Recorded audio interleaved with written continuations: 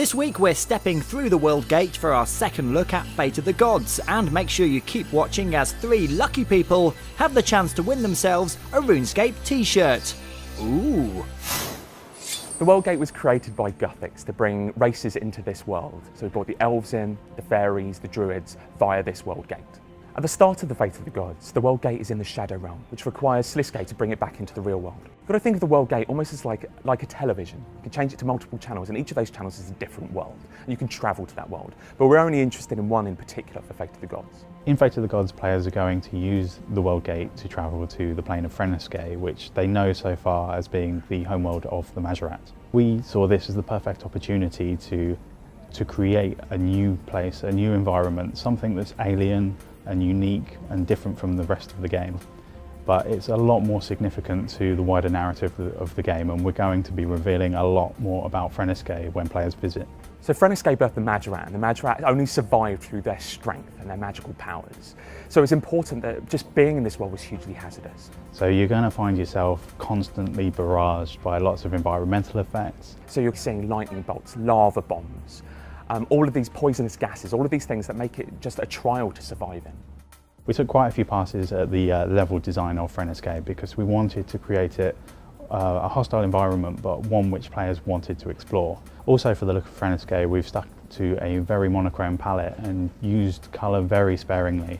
And this was to reinforce the kind of emotions that we want players to feel as they're exploring the environment.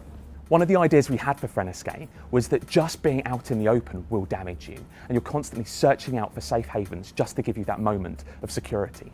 Of course, we couldn't create an environment that's constantly hazardous without forcing you to look in every single cranny and spend as much time out in the open as possible. So we've placed little kind of hidden things to find if you look carefully enough in RuneScape.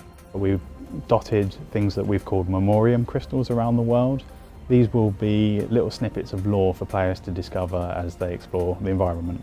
As well as the environment, it was also important that we got Zaros right, possibly more important, because there's so much expectation that he looks badass. Our concept artists really nailed the look of the final form of Zaros. We felt that it nailed the character straight away.